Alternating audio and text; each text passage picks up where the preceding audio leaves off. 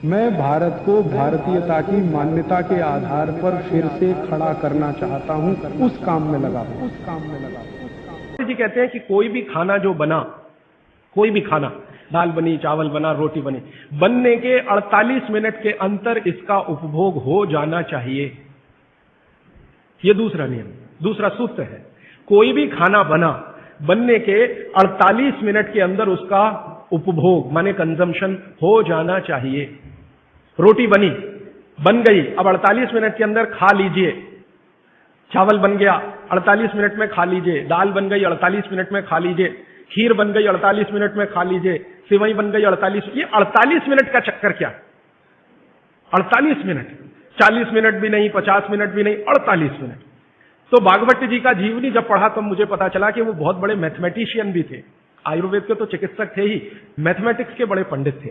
तो उन्होंने जितने कैलकुलेशन किए हैं वो सब इसी तरह के हैं, 42 मिनट। अब ये जो मिनट है ये मैंने जोड़ा है। भागवत जी ने लिखा है 48 पल। हमारे यहां जो होता है ना, पल होता है, क्षण होता है, प्रतिपल होता है। हमारे यहां जो समय की नापने की डिग्रियां हैं वो पल है, क्षण है, प्रतिपल है, वगैरह वगैरह। ये जो मिनट का चक्कर है ये तो यूरोप और अमेरिका से आया हुआ है। ये मिनट आपको समझता है, पल समझता नहीं, इसलिए मैंने इसमें जोड़ दिया है। हालांकि 1 मिनट 1 पल के बराबर नहीं है। 1 पल 1 मिनट से थोड़ा कम है। अगर भागवत जी के कैलकुलेशन में करूं तो 1 मिनट का 52वां हिस्सा 1 पल है। और भागवत जी कहते हैं कि लगभग भोजन बनने के 50 पल के अंदर आप उसको कंज्यूम कर लीजिए। तो मिनट मैंने कैलकुलेट किए तो वो 48-47 के आसपास आता है। ये कैलकुलेशन है।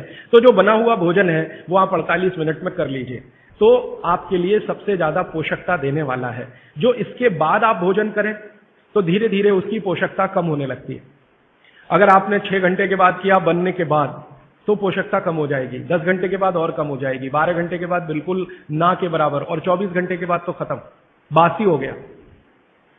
बासी शब्द है ना, ये भागवत जी का है। 3500 साल पहले ये शब्द था, बासी हो गया जी। और वो कहते हैं ये बासी भोजन तो जानवरों के खिलाने के लिए भी नहीं है, आप कैसे खा रहे हैं? भागवत जी ने एक बहुत अच्छे मजे की बात लिखी। उन्होंने कहा भारत देश में 365 दिन का जो चक्र है एक वर्ष का, इसमें एक ही दिन ऐसा है जिस दिन आप ये खा सकते हैं। 364 दिन नहीं खा सकते, एक ही दिन खा सकते हैं।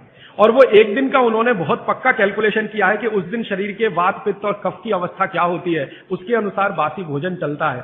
तो मैंने वो जब ध्यान दिया तो पता चला कि वो दिन हमारे देश में एक त्योहार आता है, उसको मेरी मां कहती है बासोड़ा, आप पता नहीं क्या कहते हैं। एक ही त्योहार है अपने देश में जिस दिन हम बासी खाना ही खाते हैं।